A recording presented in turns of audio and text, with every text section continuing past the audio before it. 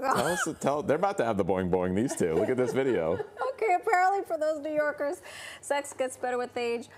Except for the one woman in her rose, but that's not necessarily the case for everyone. I didn't know what it was. Now I do. Here to talk about what changes, what can actually get better, and how to keep the spark alive is certified sex therapist and the director for the Center of Love and Sex, Sari Cooper. Hi, Sari. Hi. What'd you think of those crazy New Yorkers? Well, I think they're spot on. Yeah. So, because there was a mix. The majority of people said yes because of the experience, you can appreciate it a little bit more. But the one guy said no because you're getting older and things don't operate the same way. Right. So what do you think? So, well, I think there's a huge potential after 50 for having better sex and maybe even the best sex of your life. Because I think that you have, like one of the people said, you have more time. If you're raising children or you raise children, they're either on their way out the door or out the door. So you don't have to go on the same schedule. Right. So you can develop new kind of times like afternoon delight. I was just going to say afternoon delight. I know. So Don't act like you don't know. Don't look at me like you don't know. I'm looking at you like, I know that. now song. I don't want to look at you. I know, right? I know. I'm close Yes. with him and his wife. Yes. That's the only reason why I'm Too saying close. this. What are the benefits of having sex at an older age? Well, I think, as they said, experience, but I also would add to that. I would say that you are hopefully open to new adventures because to have a really good balanced relationship, you have to have security and trust. Yeah. And mix that with some adventure in order to have some erotic passion. Right. And so hopefully if you've been in a relationship for some time, you've developed that kind of trust and security, and you can now go out on some adventures together. Wow. Mary Lou Henner has come on our show many times, and she said the best thing she ever did with her husband was they said, let's have sex every day. Oh, yeah. And she's like, it was amazing, because it sounds like it becomes like a chore. Like a chore, right? yeah. But she said it was the best thing they ever did. I have no question when it comes to that. I just wanted to make a comment. Here's one thing I wanted to clarify, and you mentioned it a little bit before, is when you're talking about sex over 50, is this with someone you've been married to for quite a long time, or is this like I'm dating and I'm out in the field and I know what I'm doing more so than I did when I was... So I would say both and, because, midlife sex is kind of an adventure because many people have already decided to divorce or separated. There is this trend called gray divorce where people are divorcing later.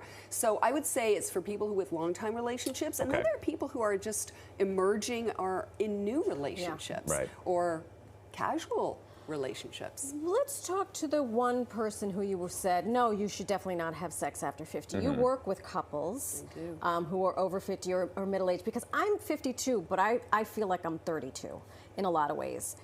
What are some of the common complaints you hear about couples who may or may not have been together for a long time as they reach middle age and older? So there's several issues that come in the door. One is what we call discrepant desire, and that is when one partner wants sex more frequently and the other person is not so much. The other reason is discrepant desire can be, I'm interested in actually trying some new things, and the other partner is like, what are you talking about? We've never done that.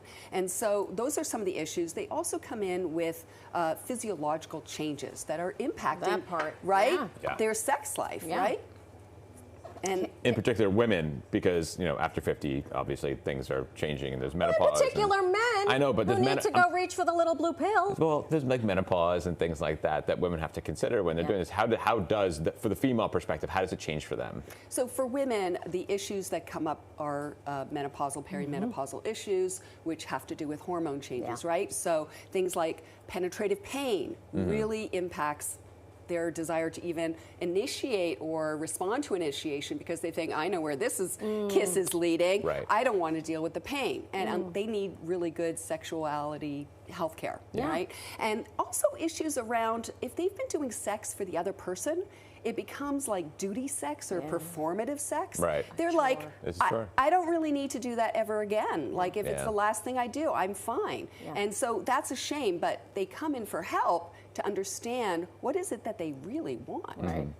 And on the flip side, for men, what are men dealing with? So men are dealing with health issues, erectile disorders, like a big one, what we call ejaculatory disorders, and things that impact them, like heart disease, diabetes, medications for a lot of these disorders that happen in later life are impacting their ability to function. And men will be like, I am not even initiating for fear that I will not be able to function properly. Man.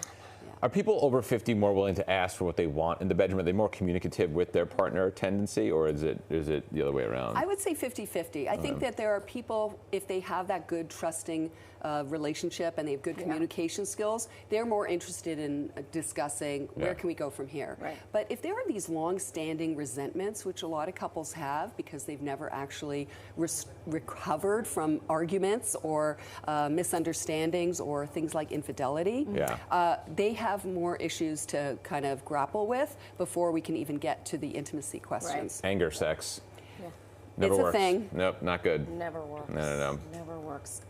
What's one thing men and women can do today to improve their sex life after 50? I would say focus on your physiological health, preventive health, so that these disorders don't develop, especially if they're in your family. And also start writing down or journaling for yourself. What are the things like fantasies or enactments that you've always wanted to do or are curious about and you've never actually brought it up to any partner, let alone a longtime partner? I'm so apprehensive to ask my wife what her what she'd be like someone else. It's just like blonde, not you.